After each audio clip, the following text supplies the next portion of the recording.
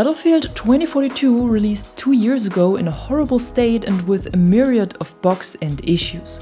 But during the last 24 months, the game underwent a massive transformation, and with the help of the community, the devs at DICE managed to turn things around and make the game not only playable, but also enjoyable.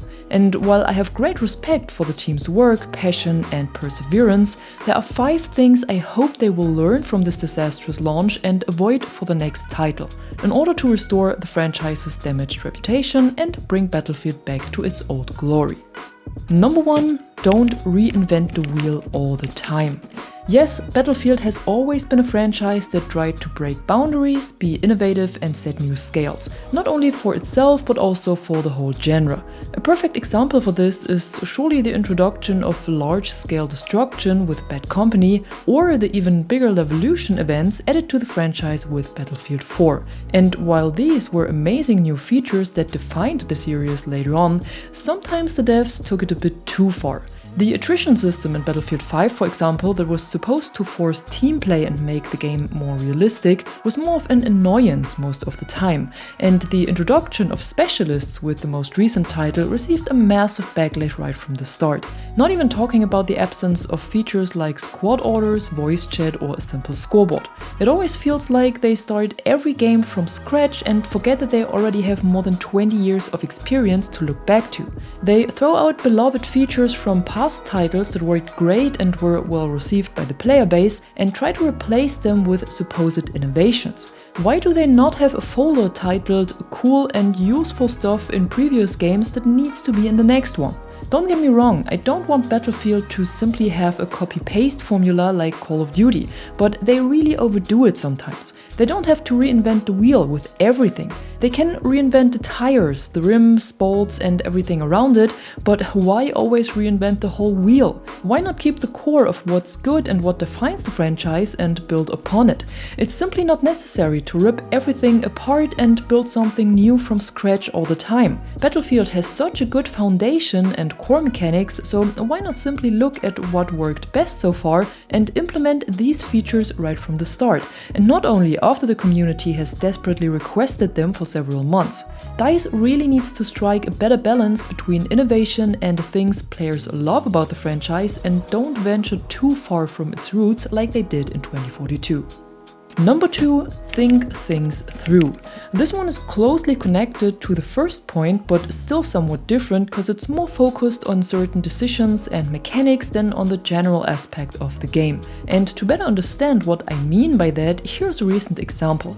In Battlefield 2042 we had so-called stealth hit markers when the game launched. These were triggered when a player was using the combination of heavy suppressor and subsonics and made it harder for the enemy to pin down the exact direction of shots. With the introduction of the single hit markers we have now, this mechanic was removed, but in the description of the heavy suppressors it still said hit indicator stealth with subsonics, which can be confusing for players when the mechanic is not existing anymore.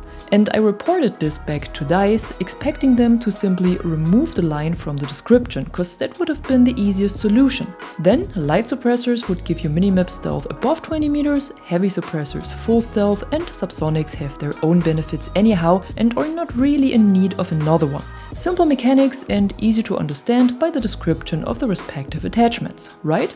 Well, probably too simple, cause what DICE did instead was a full rework of the suppressors and their combination with subsonics, and now light suppressors give you minimap stealth above 40 meters, but with subsonics it's reduced to 20 meters, and heavy suppressors hide you above 20 meters without subsonics and give you full stealth with them.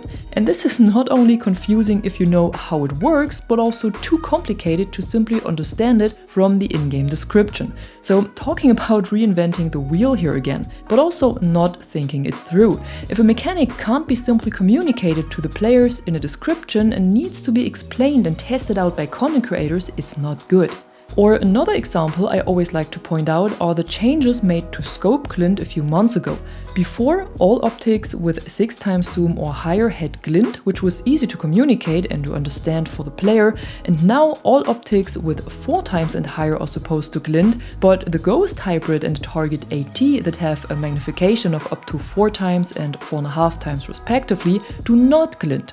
Most likely because they are hybrid scopes that can also be switched to lower magnifications, and DICE doesn't have the tech to realize the glint, only for the high magnifications. Same for the RM68 by the way. If you have a 4 times or higher optic on this weapon and switch to the built-in canted iron sights, your weapon still glints. And I honestly don't understand why they applied the scope glint to all optics with 4 times and higher in the first place, knowing they have optics in the lineup that are hybrid scopes with the same magnification, but they cannot implement the glint for them. Why not start at 5 times and higher instead of confusing players with mechanics that are not logical? And I'm not even talking about the fact that scope glint is still not mentioned in the description of any optic. And that's what I mean by thinking things through to the end. Will the new or improved mechanic still make sense, and will it be easy to communicate to the players? But what's actually even worse in these two examples is not the point that probably a young developer with not so much experience came up with the idea, that's totally fine, but what's worse is that a senior developer or a supervisor looked at it and said, yep, that's great, that's a good idea, that's going to be in the game.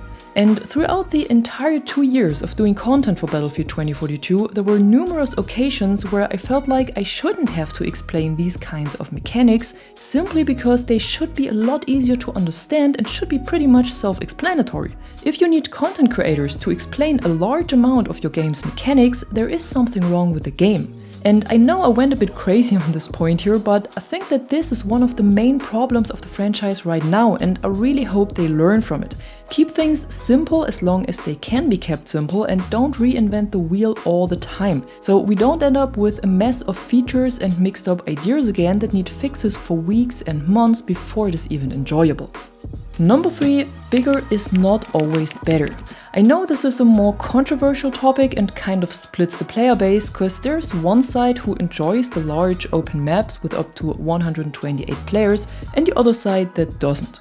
And while I agree that 128 player modes are fun to play on some maps, these large scale battles should not be the main selling point of the game and the core mode, like it was when 2042 launched. It is a nice addition, especially in Conquest and on selected maps, but I think that's what it should be and not more. Something special, something players can get into in addition to the core game modes, but it should not be the core game mode itself.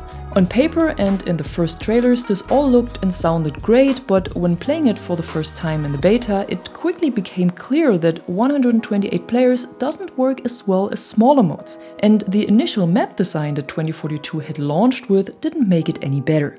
In my opinion, 64 players is the absolute sweet spot for Battlefield, not only because the number of players remains manageable, but also because the maps can be smaller, which has the advantage that there are less open spaces with no cover and shorter distances between objectives, which prevents the game from becoming a walking simulator. And I'm actually wondering why DICE even went with these overly large maps in the first place. Cause in one of the Inside Battlefield podcasts, a developer explained that they are only able to place a certain amount of assets to still provide a good performance and a smooth experience during a match. And this probably explains why the maps were so empty and had this lack of cover at the beginning. And then with the reworks, they added a large amount of cover and at the same time made almost all of the maps smaller. So they initially went for size instead of quality, but at the point they realized that they cannot provide these large maps with enough cover while still remaining a stable performance, they should have went with smaller maps. At least that's what it sounds like for me, please correct me if I'm wrong.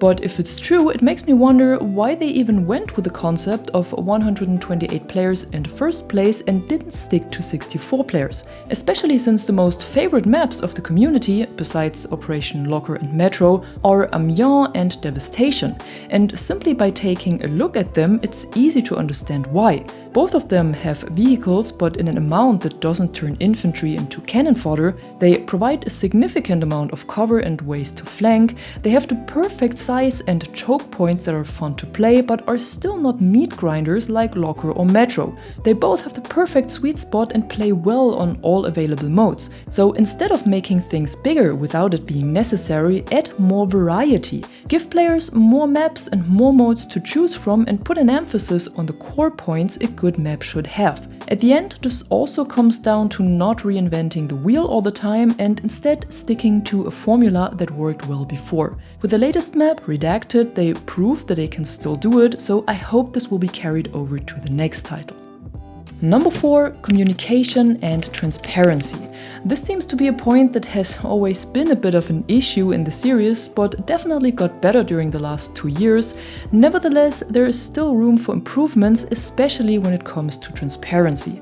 The best example for this is probably the whole drama around the kick feature of the squad management system, because first it was spotted in one of the trailers, then DICE said it won't be a feature but didn't give a reason why, and then we had this screenshot that was shared by Ghost Gaming from the creator Discord and led to him being kicked from the network. Not even talking about the backlash that followed, and all of this could have been avoided if they would have been more transparent about their decision right from the start. Why make such a big secret out of this? Of course, they were afraid of the negative feedback that would follow this explanation, but trying to avoid communicating it clearly made everything even worse. Because when it inevitably got revealed, in this case by a content creator, the backlash was even bigger. I know it's hard to communicate bad news and people don't tend to be very nice with their feedback in these situations, but trying to hide it usually causes all hell to break loose.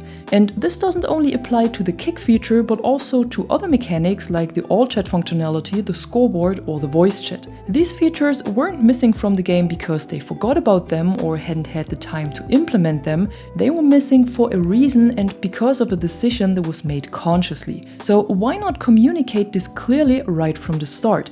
There will always be negative and toxic people hating on everything that is said and done, but there's also a huge part of the community that will appreciate more transparency and might think differently about some decisions if they know the reason behind it. And these players are also able to give feedback about these mechanics in a proper way, and based on this feedback, the game can already be improved in a very early state. So even if such decisions are made, the devs can re-evaluate them based on player feedback and make changes if necessary. But the key for this is transparency and communication, and this seamlessly transitions to the next and last point. Number 5, involve the players.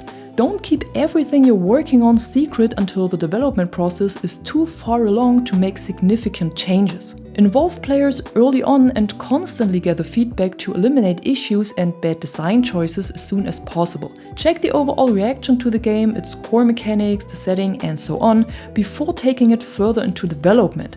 And I'm not talking about open playtests here like a lot of indie games do. Battlefield is still a AAA title and certainly has a much higher confidential level. But working with a selection of players right from the start is surely a good idea. Probably not only content creators or streamers, because they usually not represent the wider player base, since the way they play and the time they invest is far more than the average player with a full-time job and kids has. So it should be a good mix of all the different characters of the community to give the game a good balance when it comes to progression, level of difficulty and learning curve. And once the game has launched, bring back the CTE, the community test environment. I know this takes a lot of additional resources to plan and evaluate these CTE tests, but for Battlefield 4 it made the difference between the disaster it was at launch and the masterpiece it turned out to be after a lot of work and input from both the community and the developers. Even in Battlefield 1 it was helpful and was a good chance to test different variations or new maps and game modes before they were officially released to to the game. And as someone who frequently participated in these tests and gave feedback, I also have to admit that it felt like being part of the journey. This can be a good way to strengthen the connection between players and the franchise, but also helps to find the right direction for the game. I'm sure Battlefield 2042 would have taken a lot of benefit from CTE as well, and it certainly would have helped get the game back on track much faster. And with a small group of testers early in development, the disaster at launch probably could have been avoided. And that's it for today. I know there could be more on this list, but these are the points that I think are most important. But as always, I'd love to hear your thoughts and opinions on this topic as well, so be sure to leave a comment down below. And if you enjoyed this video, don't forget to drop a like and subscribe to the channel for more content like this. Until then, thanks for watching, and thanks to my members for the additional support. I'm Catwoman, and you are awesome.